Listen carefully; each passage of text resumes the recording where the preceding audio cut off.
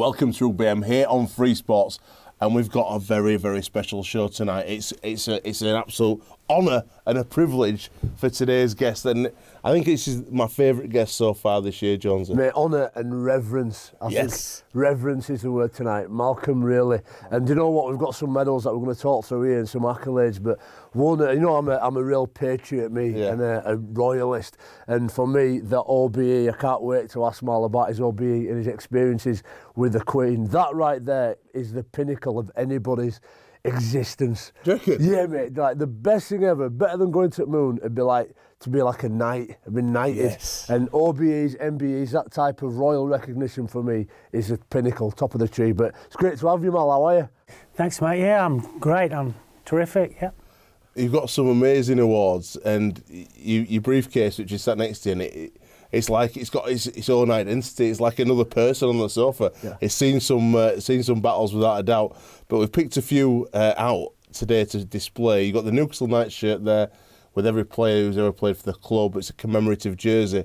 You've got the greatest Manly team ever, and then this little piece here, which is almost like the freedom of the city, Newcastle, for winning the comp in '97. But talk to us about some of these items. Which means the most to you? I think the Lance Todd Trophy probably. You know, winning that in the second season after starting playing rugby league with a fantastic Castleford side, Alan Hardisty, Keith Epworth, you know, Dennis Hartley, players of that character, and to get awarded the man of the match was very special. Well, you're one of the rare people who's had success in both hemispheres as a player and a coach. And a feature we've been doing that's been so good on rugby, especially on social media, is the 5 toughest players. And I just wanted to ask you, who would be the 5 toughest players you'd either played with or played against or coached in your career?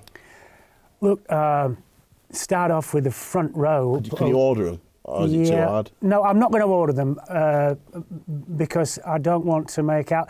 But I will leave the toughest until last. Okay. Yeah. But the front row who I played with in that international side, Cliff Watson was awesome. He was just a tough guy, really tough guy. I remember in one of the first tests in Sydney, this prop forward headbutted Cliff, and Cliff hardly felt it, and he said, "I'll show you how to do that properly," and he did, and he just flattened the guy, you know. And then Tony Fisher was the hooker, but Cliff was he was really, really tough. Looked after you, you know, in tight situations. I love the guy, yeah. Who else makes your top 5 then? Cliff Watson. Let's see. I think Roger Millward would be right up there. Roger was 5'4" and 10 stone wet through, but an exceptional player. Had all the skills, his vision, his kicking game, his organisation skills, but he used to stick his head in there and make the tackles as well, to his detriment. But what a fantastic player, you know, pound for pound, and he was just a courageous player, and I've loads of admiration for him. Like I say, we were big mates. So you got 2 there. Give us 2 more. Dennis Hartley at Castleford. He frequently used to collapse the scrum on purpose and just fall on different players, and most of them didn't walk away from the scrum. He was about sort of close to 18 stone and quite ruthless. But in those days, you could get away with the game in those aspects. But yeah, he always had my back, and plenty of others too. Looked after me, yeah. Mal, you've had 3 there, but there's 2 to go. Who else is on the list? It'd have to be Arthur Beeson. I first met him when I was a 20-year-old. I just started. We were playing in a charity game at Hull Kingston, and he'd signed off-season to go to Hull Kingston for a brief period before he went back to Australia. And I remember an incident where I accidentally, and I emphasise that, I accidentally caught him in the eye in a tackle, and he didn't like it, honestly. And he grabbed my shirt, and he drew back to punch me, and the shirt stretched about 1.5 meters. There's no way he could have reached me, and no way I'm going to let him reach me. No, he was a tough individual, a hell of a player. He was just an inspiration to any team he played with. Before you get into your final toughest, you've got another name that springs to mind in your 5 toughest. Who's that? It's Paul Harrigan, the chief. He used to sacrifice himself when he took the ball in, and he'd knock himself out. I saw him literally knock himself out 3 times, taking the ball so hard at the line. I had to sort of pull him in and say, listen, Chief, Paul, you've got to start using some footwork at the line because you're going to keep getting knocked out. He didn't deviate, he just charged in and put everything out there. He's the kind of guy that if a war broke out, you'd definitely want him on your side. So. And last but not least, who's the toughest man you coached or played with? I think it would have to be Andrew Johns, and he's an halfback. Played number 7. I coached him and didn't play. I wish I'd have been able to play with him. He was the complete footballer and tough. What made him so tough? Well, in one of the games, it was a preliminary semi-final, and I think it was North. Anyway, he had 3 ribs broke. Someone kicked him on the floor and broke 3 ribs. So the following week, he came off at half-time, and I addressed the team, and then we went into the physio room because the doctor didn't realise, he didn't know just how long the injections would last to camouflage these 3 broken ribs. So we went into the medical room, and I saw him inject Andrew again with the painkillers, and I won't tell you what I said, but I thought, geez, that's gone in really deep. Making sure. Yeah, and I just walked out, went into my seat, and Andrew didn't come out. And what had happened is the doctor had punctured his lung in 2 places. Wow. So not only had he got 3 broken ribs, he'd got a punctured lung, so they rushed him straight off to hospital. We won the game, and it's the grand final next week, and he wanted to play, and I want him to play because he's a crucial part of whatever the team can achieve, being so instrumental in directing play and such a great defensive player as well. Our trainer, Mark Wright, went to the touchline side and he spoke to I spoke to Mark and said, I want to come off, I'm in too much pain. This is about 20 minutes to go in the game, left in the game. And I said, put the headphones on him. And so I put the headphones on Andrew, and I said, mate, look, I know you're in pain. I said, but we really can't win this game without you. And the kid just turned around and went back out. He just turned around, accepted that, and went out again and started playing football. And Andrew got into acting halfback, and Darren Albert, our winger, had just taken the ball in, and he told Darren to stay alive.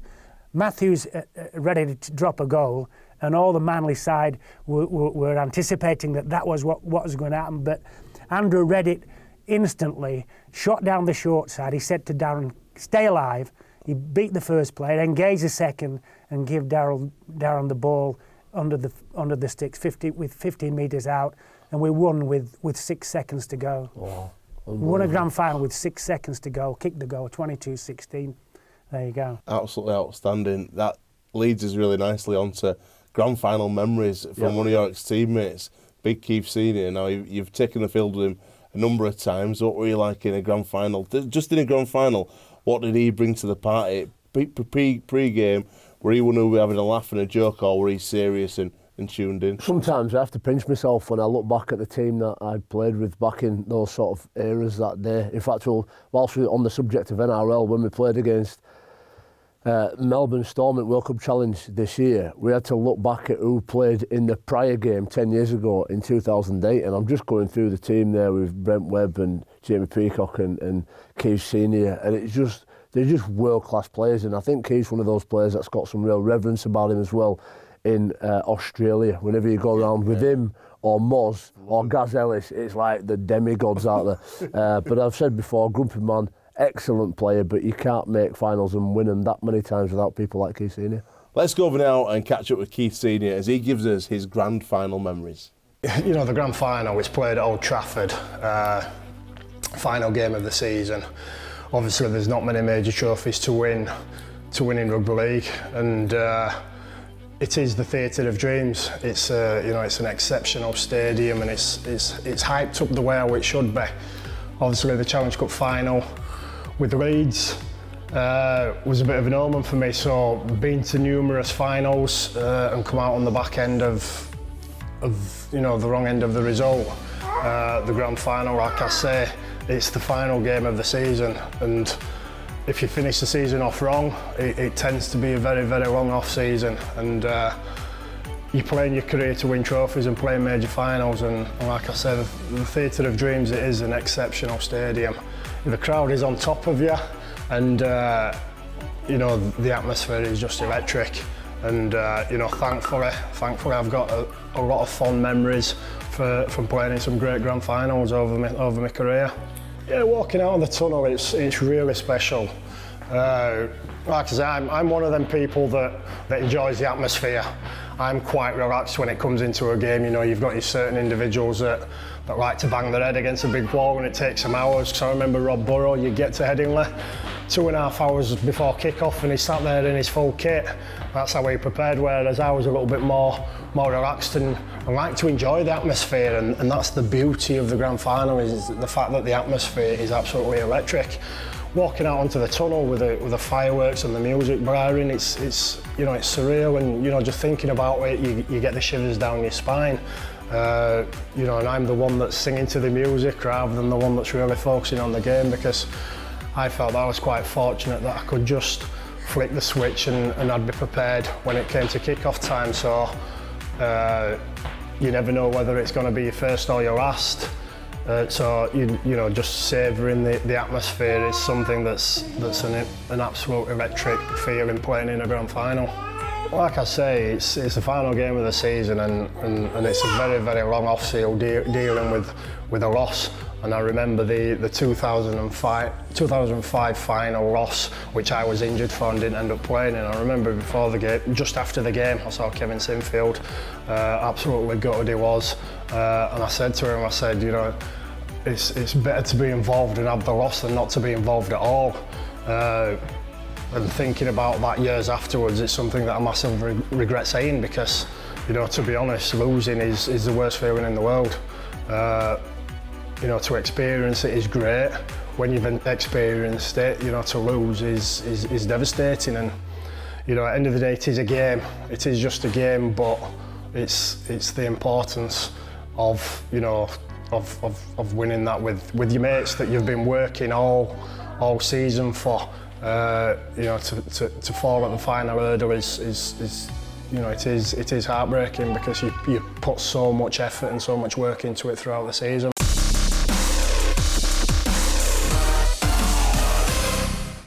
You might have seen the mushy peas there, and he is a big fan of peas and pies and chips nowadays, and fish. But he's joined up with Bachelor's Mushy Peas, and thanks to the guys down there, because we're giving away 2 tickets to this year's grand final. If you would like to win, all you've got to do is log on to rugbyam.co.uk, click the link and enter today, and you could be joining us at the grand final as we host the Fan Zone this year. Jonesy, another big event coming up, what I'm really excited about, is the Hall of Fame dinner. Yep. It's going to be in Leeds this year, at Ellen Road in November. And I thought I'd ask you, Mal, because you're one of the immortals. You're immortalised in the Hall of Fame. And there's only 20 or so people in there from the thousands that played the game. How did it feel for you when you got that call to tell you were going to be in the Hall of Fame? It's a huge honour, obviously. You know, I mean, to be up there with people like Alex Murphy and that. So yeah, I'm absolutely over the moon that. But you know, I mean, it's not something that I would put right at the top of my, you know, my achievement list. You know, I think I'm sort of more into particular game performances than accolades for what the performances resulted in. You know, I'm just appreciative of the involvement in the sport. Marley, you said that the Hall of Fame isn't right up there on your top of the list of accolades, but the OBE, where does that measure? Because for me, that is magic. I look at that table full of medals and rewards, and that's the one that really captures my eye. Yeah, it was a big privilege to be awarded the OBE, and it was exciting going down to Buckingham Palace too, and having the Queen present it. We had a conversation when, as you do, you know, and it wasn't a long one. It was fairly brief. She just asked me, we're about to play Australia in the first test, and she just said, Malcolm, how do you think you'll perform? Do you think you can beat Australia in this forthcoming test series? And I said, Mum, I'm sure we can. We're very well prepared, and the team's pretty confident. And she just looked a little bit amazed and leaned over and whispered in my ear and said, "Oh, bull." Brilliant. Outstanding. Brilliant. Oh, mate. No, that was a joke. It's all right, man. Treason. That was a joke. One player who we're going to meet for his memory lane very soon is Gary Schofield, and you made him your Great Britain captain. Why did you make him captain of Great Britain? There was nobody else. No. No. Scully was good. We toured. I think it was the series when we went to Papua New Guinea and New Zealand. He played very well with Bobby Golding. They had a great understanding. I roomed them together, and they got on like an house on fire. And they took that relationship onto the park with them. I think Bobby used to do Scully's tackling for him, but Scully was just a good leader. The team had a lot of respect for him, and he used to throw these outrageous dummies on this tour, and he got away with them every time. He started off throwing one dummy, and they started taking it, and then I can imagine the coach said, "Don't take any dummies off this Schofield." And then he'd dummy twice, and they'd go for the second one, and it went out. It went out. "Don't take any dummies off Schofield." And he did it a third time, you know. And he had everybody mesmerised, and obviously had people running off him, so he was a good option for the outside backs. And he was a good captain, a good leader, and a terrific player. Let's go over to Elland Road, the scene of one of his greatest days in rugby league. And to tell us all about it is the man himself, the legend, Gary Schofield, taking you into part two. Keep it locked for more Rugby AM with myself, Alex Simmons, Jamie Jones-Buchanan, the legend, Mal Rayleigh, after the break.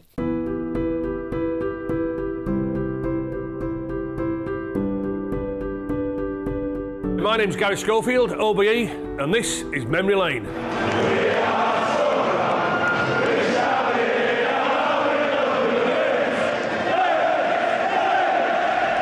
Great stadium like this, and 23,000 people, you know, packed in here at Elland Road. They don't afford it for a Yorkshire Cup final, a County Cup final, but both teams were in great form. When you look at finals, you know, it's a matter of starting well, and boy oh boy did we start pretty well, and Castleford put us under a lot of pressure, and to be honest with you, you know, we gave a penalty away, and Castleford were attacking our try line. I think it was around about the 3rd or 4th minute, and yeah, I knew something was happening. I knew something was happening from Cass, and I was going to move the ball pretty early in the tackle count, and it was around about, I would say, 75 yards out then. I knew the ball was going to be moved wide, and Grant, he never saw me coming, straight into the breadbasket. An interception by Gary Schofield.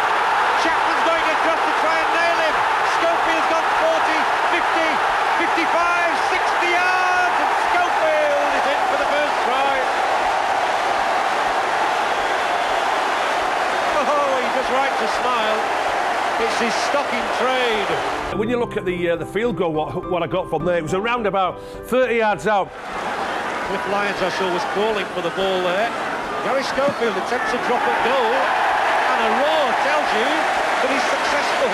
Well, if he's not scoring tries, he's dropping goals. It wasn't nothing what was planned. I was stuck in the middle of the field. I was 30 yards out and I thought, well, what do I do here? I thought, I'll tell you what, I'll try a one-pointer. It wasn't planned, it was just an instinctive thing.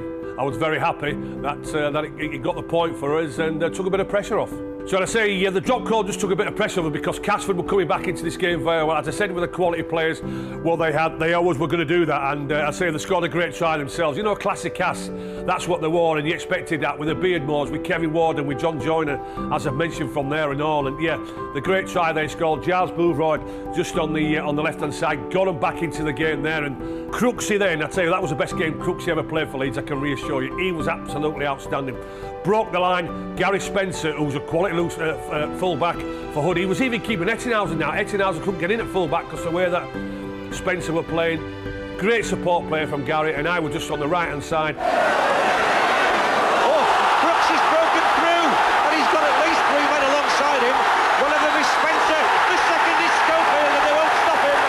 Schofield second. What an astonishing fellow. And we're running out of superlatives for the man. Just before half-time, John Joyner goes in from there, and I'll tell you what, boy oh boy, was that a forward pass. Every time we see JJ now, we say to him a forward pass, and John is always very dignified. He said, nowhere scoring, nowhere near a forward pass. Tell you what, the referee never changed his mind, so they got themselves back into the game there now. And half-time, I think the scoreline was around about 15-12. In the second half, again, it was all Cass. They were putting the pressure on and certainly attacking our try line just down on the right-hand side. But Carl Gibson, I tell you what a classic player Carl Gibson was, whether he's playing in the centres or whether he was on the wing. And 10 yards out from his own try line, as you can see the length of this pitch, there was nowhere near that anybody was going to stop him. The pace what Gibbo had. Beardmore, Joyner, along the line, the interception is by Carl Gibson. He's got the whole field to go in. Tony Martin will chase him. He won't get to him though. And Carl Gibson sends the Leeds fans into ecstasy. He dives through the posts, signals the success, and Carl Gibson takes the glory from Gary Schofield for a change. So again, you know, we got a bit of a platform on the scoreboard, to be honest with you, from there. But again, we were still looking to pass that ball, and I say my centre partner, David Stevenson, what a quality centre he was as well. And I keep Gibbo out in the centre because Gibbo, you know, we just knocking on the door for the Great Britain selection, and yeah, great ball movement again. And well, Carl Gibson, I think there's around about 40 metres out again on the far left-hand side from there. And who did he decide to take on the outside? The Australian fullback in Gary Belcher. Stevenson cuts a hole in the defence, and Carl Gibson goes down the touchline, and he's made it! And it's turning into Carl Gibson's match now. The high skip says it all. Try number 2 for Carl Gibson to go with the 2 for Gary Schofield. And all the joy is on the Leeds side. When you look at today's game, the impact people want to play, but I tell you what, Paul Medley, you know, I think he scored around about four tries in the competition, building up to the final, coming off the bench from there. And there's no better than Meadows, wasn't it? You know, 30 yards out, that big left-hand fend from there, the pace what he had, the Castleford defenders would have get nowhere near him. Great impact what he made, great try, and the Yorkshire Cup were coming back to Headingley. Schofield there showed his unselfishness. He could have gone. Cliff Lyons pierces holes in the defence, and Paul Medley goes rampaging for the corner and makes it. So Paul Medley keeps up his remarkable scoring record in the Yorkshire Cup. It's the 4th try he's got in 5 games. Having come on as substitute every time, Paul Medley milks the applause. Well, Beefy England, you know, to tell you what, I played with Keith at a great bit. If there's anybody wanting the trenches at the side here, it would be Keith England, because he never took a backward step. Maybe a bit in discipline, went round Steve-O, went around the chops. We decided, I'll tell you what, we've had enough of scoring the tries. We'll take the easy option, we'll have the 2 points. Stevenson puts boot to ball, and it sails straight through the sticks. And he's had a great day, and he's now picked up a Yorkshire Cup winners medal to go with the 3 Lancashire winners medals he's had in his career. Leeds have won the Yorkshire Cup.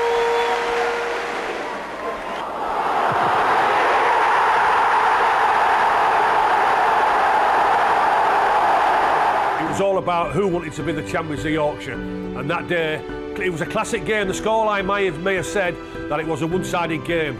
All right, it wasn't that one-sided because Castleford, they ripped in, but what they did, they contributed to a great and a classic Yorkshire Cup final.